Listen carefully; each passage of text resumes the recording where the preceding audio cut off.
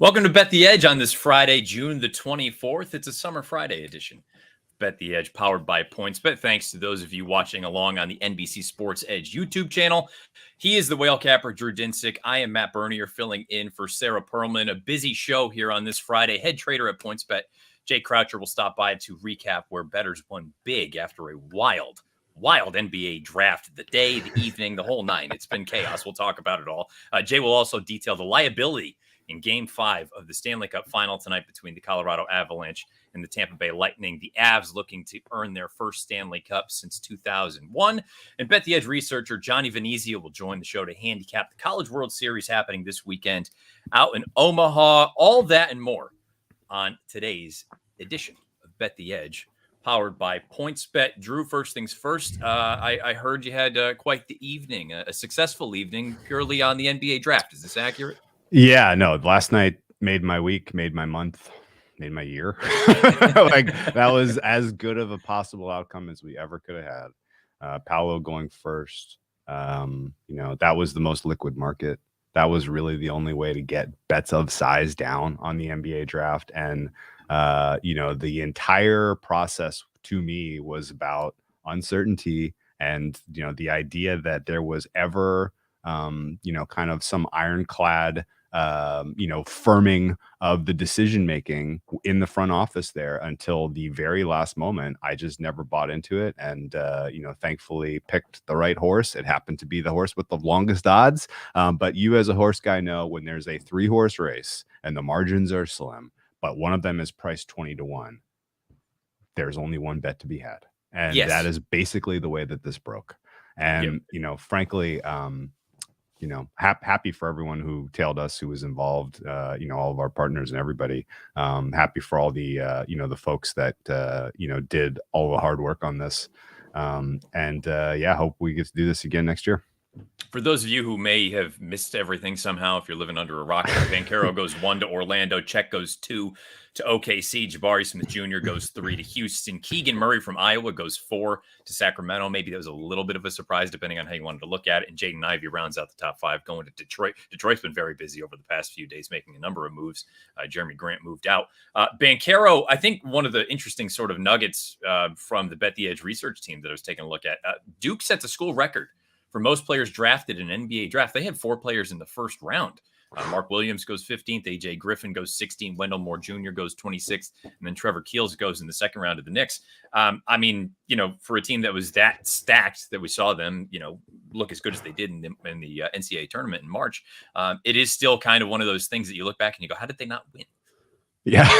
How did they not win? I mean, not to point fingers, and Coach K, tremendous career, but no, I'm kidding. It was, in order to win the NCAA tournament, it's one and done. You need a little luck. Yes. And they ran, they ran hot, but then ran into a hotter team in UNC in the Final Four. And that game, if you remember, came down to some free throws and a ball, and a missed shot, and that was it. And when the margins are that narrow, it's understandable in hindsight, but boy, oh boy, was that a stacked team. And outside of the betting side of things, loved the pick for Orlando. Paolo, in my opinion, was the best prospect in this draft. I don't know that there was a huge margin between him and the next best guy, but I love that fit for that team, and I think he's going to have a great career. Well, we've touched on it a little bit, but let's bring in head trader at PointsBet, Jay Croucher, to talk about the NBA draft, all things, but specifically the top 3. Jay, thanks for joining us. I'm curious, it sounds like Drew scored out. We saw the numbers on Banchero and Smith just going all over the place for the days leading into the draft. Just reflect a little bit on the past few days and last night in general as far as PointsBet is concerned. Yeah, I think it's kind of a historic sports betting event, to be honest, with how the market moved, so drastically, particularly over the last 36 hours leading up to the actual draft. And, and those are the only type of markets that are really going to move like that, to be honest, because you're not going to have lines and totals going that way, because these markets they're traded off of information and tweets and rumors, and it's all about, being the best version of Adrian Wojnarowski that you can be. And on this occasion, the sharp bettors who move the market particularly the night before the draft, they beat Woj, which it's just not an easy thing to do. And typically you're going to be on the wrong side of that. But, certainly this was a pretty monumental betting event. I think the thing to really, I guess, take away from this is that when there are organizations who are tight-lipped and there's no consensus on who is the best prospect at a particular spot, then you have to look at the outsiders, like Drew said, because, I really go back to last year where no one knew that Oklahoma City were taking Josh Giddey. There was no buzz about that. And they just took him, and it happened because they're really tight-lipped. And Orlando as well, Weltman gave his speech about, how proud he was, how nothing had gotten out. And it was so smug. It was almost an indicator that they weren't going to be taking the guy that was minus 400 in the market at the time. And so I think that's just something to think about, is that there's often no certainty with particular organizations. I think you nailed it. I think you can clip that, put it in the teaching people how to bet the exotic markets book, because that is exactly the way it went. And I ended up on Paolo, not because I am well connected and had some nugget of information or somebody leaked, but literally what you said. Weltman was smug, which to me was a clear sign that it wasn't Smith. And Chet, for what it was worth, all of those rumors over the weekend that he wasn't sharing medicals with Orlando, that there was something going on there. Like, that was the two guys that were lined 50-50, basically, both had huge red flags that they were ultimately going to be taken by the organization. And so I'm glad it worked out, but the puzzle pieces were there in hindsight, frankly. I think one other element too is that a real smoking gun for us, and why we were best price Jabari all of yesterday, is when Jake Fisher tweeted out that Orlando had finally gotten hold of Paolo Banchero on Wednesday. That was a big indicator to me. Like, if they're so set on Jabari Smith and it's done, like everyone else is reporting, why are they desperately reaching out to Paolo Banchero the day before the draft?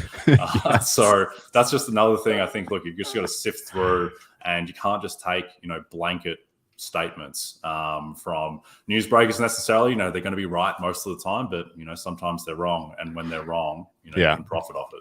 Yeah. Did you get the sense that number 2, Chet, was always their guy, or do you think some of the kind of last minute, like they had just done enough due diligence on Chet and didn't do enough on Smith, and that influenced OKC at all? Yeah, I mean, look, we lost money on that because Chet was the favorite there, and everyone thought, I think in the public, that Chet was going there, and we were kind of fading that just on the basis that no one ever knows what Oklahoma City is doing, and we're happy to lay a minus 600 favorite at any time on someone going to Oklahoma City. So we lost on that. The public won on that. I'm not really sure what the background is. I guess in theory, he is a very good fit just because they don't have, that big man potential star prospect that previously, and now they compare him with Giddey and SGA, and now they've got their core. But yeah, OKC, I think that there will be, if OKC get a number 1 pick in the future, and they're probably not now because they've got too much talent, but that's when you back the long shots, I think, because who knows what they're going to do. Were there any other notable victories last night for the public in terms of the draft? And I guess looking forward into next season, any insight on the potential Rookie of the Year market at this point? Yeah, so 2 of the big wins for the public: Keegan Murray going forward to Sacramento, Ochai Agbaji going to Cleveland. And they were always heavily rumored, but it's just a little bit difficult from a bookmaking perspective, where even if you're going to be, around worst price on those guys, there's only, when you're talking about picks that are outside of the top 3 and there's no absolute consensus in the marketplace, and there's only so short you can go. And so people were just, Drew, you talked about it. If there was an obvious team of, leaking out who they're going to pick, and they end up taking that pick at Sacramento, and that's how it went. So that would probably be some potential advice for next year, is whoever is publicly linked with Sacramento, just bet on them taking them, because that's how it goes. And then in the Rookie of the Year market, look, I think this is still in flux. Obviously, the draft only happened last night, and the market will feel its way out. At the moment, Banchero, he is the favorite, and I think that lines up with even people who didn't think that he was going 1 or 2 Orlando thought that he has the most polished offensive game. He's the guy who can come in and do the most.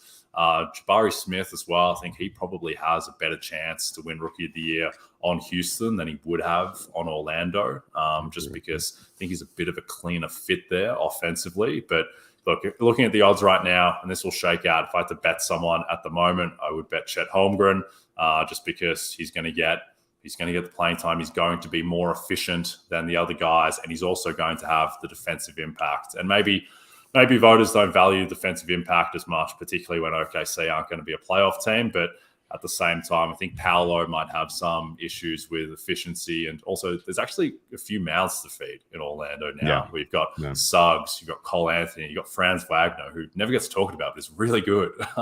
So I think that Paolo, he might struggle to put up big numbers and do it efficiently. So if I was looking at the market right now, I'd be looking at Smith and Holmgren as potentially the 2 movers. Not crazy. Franz Wagner was all NBA rookie first team. So he is getting a little bit of recognition out there, but he had a great season. Really was quite solid offensively, especially last rookie of the year to come from Duke, of course, Kyrie Irving, who was in the news yesterday. My man. You now kind of go from following draft intel to immediately trying to figure out where Irving and Durant are going to play next season, because that obviously impacts the future market. But we will save that for another day when we know how the chips will fall. Stanley Cup Game 5 looks to be the end of this series based on the way the market is shaping up. Can you give us any hope that we're going to see an extended series here, or are you guys preparing to kind of dole out some winning bets to your Colorado bettors? Yeah, I mean, maybe it goes another game, maybe it goes 2, but at the end of the day, the Avalanche are minus 1250 to win the series at the moment, so expecting that they will wrap it up. I think that actually there is a perception that the series is closer than it's actually been as well, despite it being 3-1. Because I think that, Colorado, they dominated game 1. After the first period of game 4, they absolutely dominated that. And if Tampa was going to win that game, they would have had to steal it late. Where Colorado, they've had the balance of play. Vasilevsky, who has gotten better but hasn't looked like the dominant force that he was. I think Kucherov is banged up. Braden Point is banged up to the point of hasn't been playing and may not play tonight. So it's not looking good for the Lightning. Can never count them out. Obviously, they've got a lot of talent. They've got the heart of a champion, which you can't dismiss, as we saw with the Golden State Warriors. But I think that Colorado, they just have more talent, particularly with getting Kadri back, coming back home. And look, now they're minus 186. They've firmed on the money line. So anticipating that it might be pretty loud outdoors tonight in Denver, where I am. But who knows? Hopefully, for the sake of us getting more handle, getting more attention, just another kind of event as well to look forward to. I hope that the series does extend. Also, we'll lose a lot of money if Colorado would lift the cup. But I suspect that the Avs will probably close it out tonight. It's been a disappointing series for someone like me who backed Tampa and just thought that, top to bottom, they were a better team specifically because of the goaltending. And Jay, you alluded to it. Vasilevsky's been a little bit better, but he hasn't taken that sort of market step forward that I expected him to earlier in the series. And I guess now, if you're trying to take a look at the market, is there any kind of a buy low point right now? I mean, Tampa to win the series is at plus 750, but you take a look at the Conn Smythe situation. I mean, this feels like it's Cale Makar's trophy, assuming Colorado gets the job done. And I think, kind of going back to go forward, what you had mentioned, you brought up Golden State with that sort of championship pedigree. I go back to that NBA Finals. At the very end, Boston just looked like a tired team.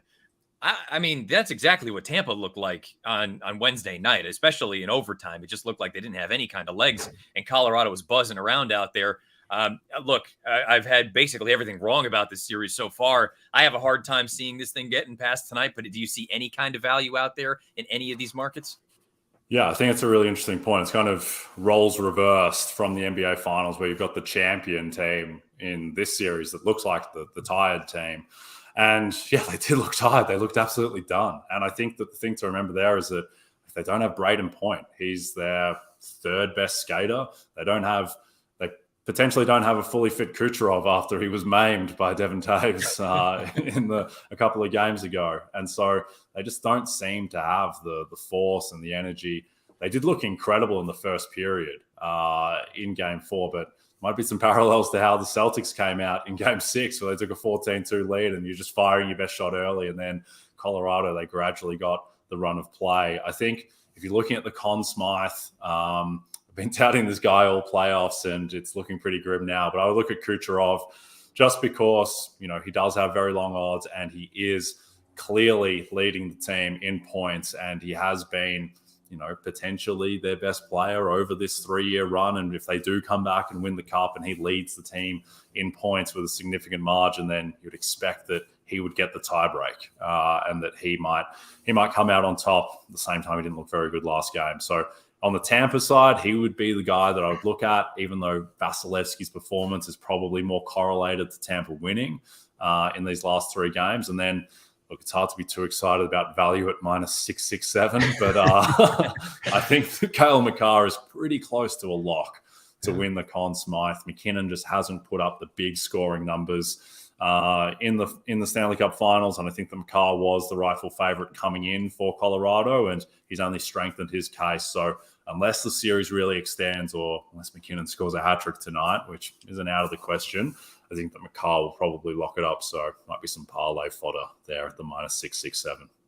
I agree with you. And like you say, Kucherov seems to be the straw that stirs the drink for Tampa. I guess at this point, if Vasilevsky stands on his head for the final 3 games and they make some sort of epic comeback, maybe 20-1 is something you can nibble on. But I agree with you. It seems a little bit far-fetched at this point to really expect too much from the 2-time defending Stanley Cup champions. You can follow Jay on Twitter at CroucherJD. I give you a peek behind the counter every week at PointsBet, as well as share his unique insight into just about any market that you can think of.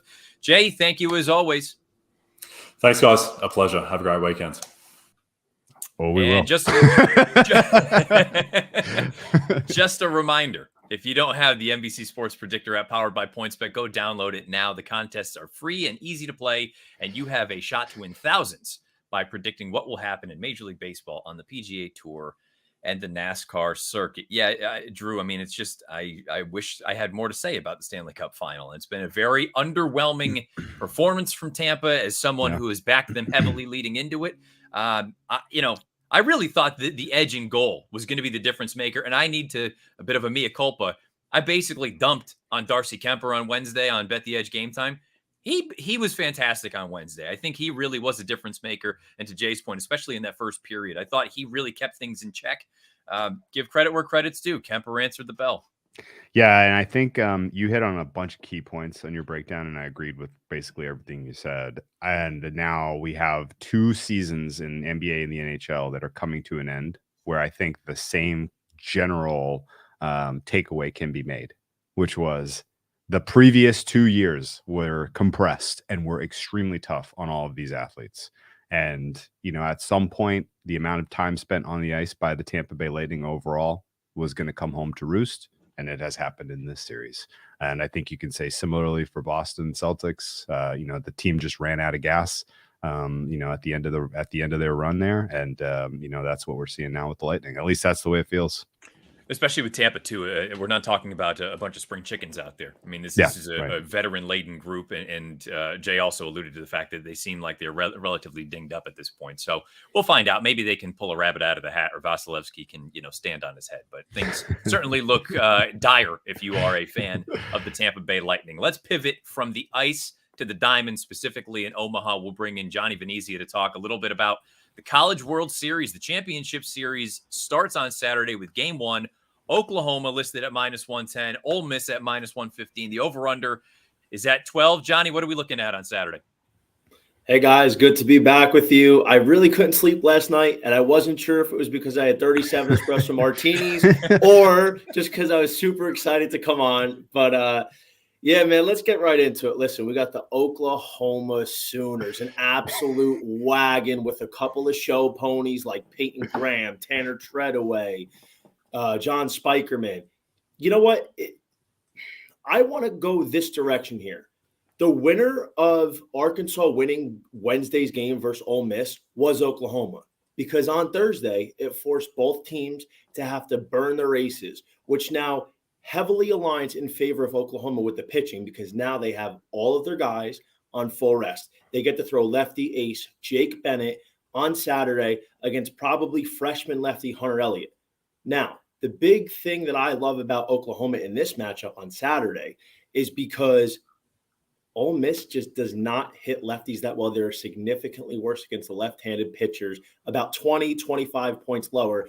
And we're not even talking about how good Jake Bennett has been lately. I mean, he's won his last 6 starts. He locked down a save against Florida in the regionals. Over his last 7 appearances, he got 14 earned runs, 43 Ks, only 7 walks and 40.1 innings pitched. So I really love what I'm looking at in Oklahoma. I like it. So Ole Miss took a loss yesterday, not getting Arch Manning. I don't know if you guys saw that news kind of slide on there right before the NFL draft, but Arch Manning heading to Texas, foregoing Texas back. Is Texas back. But yeah, Ole Miss, you think in looking a little bit in trouble here against Oklahoma, do you think that makes sense then to back a series price for Oklahoma effectively to win this championship? Absolutely. I mean, I remember I came on the show a few weeks ago, as you probably remember, and the Sooners were my dark horse coming in. They were 60-1 on PointsBet. I thought that was a wrong price. It was totally outrageous. They were one of the hottest teams coming in, and they're 12-2 in their last 14 games since the Big 12. I mean, they were just an absolute thoroughbred juggernaut. They, like I said, 145 steals, 4th most in the NCAA. That puts tremendous pressure on them. I don't think Ole Miss is going to be able to handle that running game. And at a plus 105 price that you get Oklahoma, I think the market's just a little over-exaggerating on Ole Miss, like a little recency bias based off Dylan DeLuccia's shutdown performance, pitching the game of his life yesterday to send his team to the finals. So I absolutely like the futures price if you haven't gotten involved at plus 105, because it's definitely a lot better value than probably going game by game. Fascinating to see how the holding shakes down. Again, Oklahoma, I think, certainly makes plenty of sense, especially at this price. Worth noting, if Ole Miss gets the job done here, state of Mississippi kind of dominating college baseball for the past couple of years. Mississippi State last year, Ole Miss maybe this year. Who knows? It'll be interesting to see how things shake out. Johnny, thank you for your time. You can follow Johnny on Twitter @_JohnnyVTV. Make sure to read more of his College World Series handicap on NBCSportsEdge.com. Good luck this weekend, Johnny. Thanks, guys. Weekends are better with MLB Sunday leadoff coverage presented by Uber Eats. Catch the Mets take on the Marlins in Miami on Sunday, June 26th at 11 a.m. Eastern, live on NBC and Peacock.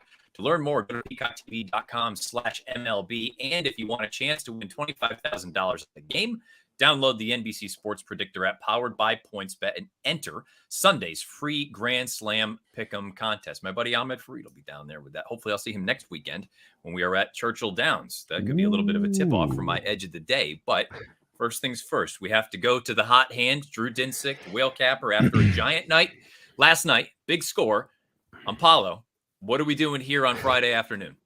Well, so the way that it goes when you get a big score like that, you wake up the next day and you look at the Wimbledon draw and you immediately start grinding tennis. It's just right back into the grind. Wimbledon, of course, is coming up starting on Monday. The one of my favorite tournaments of the year, not even close. Love tennis on grass. It's entertaining as can be. And we have a draw. I don't have any futures bets for you because I think the prices are already kind of moved, into the right range generally. But I will tell you that Eastbourne, which is, of course, the warm-up grass tournament that is conducted at the British Seaside, is entering its final here. We have a women's final between Petra Kvitova and Yelena Ostapenko. Both of these women, of course, are slam champions. In years past, Ostapenko won the French Open, Kvitova, multiple-time Wimbledon winner. Both have shown a lot of quality, frankly, on this run-up. I did not expect Kvitova to give us much of a positive sign here, as she has had a rough 2022 overall, but she has looked good.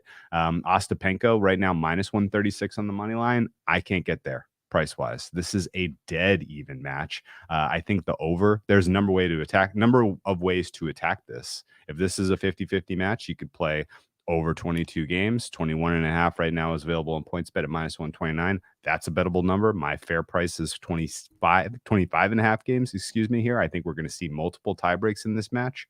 And I think this could potentially go 3 sets, but so basically over 2.5 sets, over 22 games, or Petra Kvitova on the money line at a +106 price. All very, very fair bettable numbers by my books. The most liquid market to get involved with will be the money line. Kvitova is your prospective champion, and wins Eastbourne, heads into Wimbledon with a little bit of momentum. So Petra Kvitova money line, edge of the day, and looking forward to that final in Eastbourne. I dig it. You gotta tail the hot hand at this point. Go on with it, Drew. Feeling good. Hopefully I can add a little bit of something. We're talking about grass with Wimbledon. I'm going to be talking about grass with horses.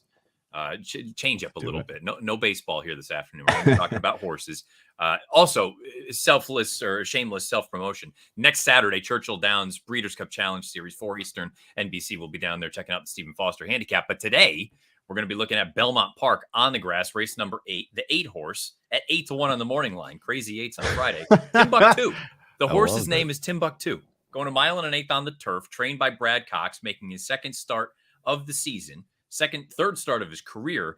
I thought the return effort at Belmont was fine enough. He got stacked up a little bit at the top of the lane, didn't really have anywhere to run. The top 2 horses that set the pace, they set a moderate tempo, kicked on, finished well clear, but I thought Timbuktu ran on well at the end to suggest that he needed that one. He'll be a tighter version with Manny Franco aboard here this afternoon. And I think we get a forward move. The key is going to be the pace scenario. It depends. New York is historically a circuit that the riders, especially on grass, take their sweet time on the front end. They back it down, and it makes it very difficult for horses coming from off the pace to make up enough ground to run them down in deep stretch. If there is a little bit of pace with the move forward off the bench for Brad Cox, I think Timbuktu in race 8 at Belmont at 8-1 on the morning line is worth a play. I don't know that we're going to get 8-1 at post time. Maybe you get 5 or 6 just because of the connections involved. This is a Calumet horse as well, but I think Timbuktu is an interesting play here this afternoon. But really, again, shameless self-promotion. Next weekend is a big weekend. I think you're going to all want to take a look at that race at Churchill Downs. Potentially some horses who could be running in the Breeders' Cup Classic at the end of the year. We may even see Mandaloun, who is the official now Kentucky Derby winner from last year via disqualification. I love this, man. The crazy 8s is the best part of this for sure. Timbuktu, 8 letters. Brad H. Cox, 8 letters. Like this is the synergy is a little wild here, but yeah, the stars are lining. This horse can't lose. Yeah. So let's go Timbuktu. This is fantastic. All right, good stuff. Hopefully we can get everybody out of here on a winning note leading into the weekend with all of your plays. Don't forget to check out NBCSportsEdge.com. You'll have all the information you need to know after you're done listening to us to continue helping you with your wagers. Thanks to those of you watching on our NBC Sports Edge YouTube channel. And again, don't forget to subscribe and rate the podcast. Best of luck with your plays today and over the weekend. We'll talk to you again on Monday.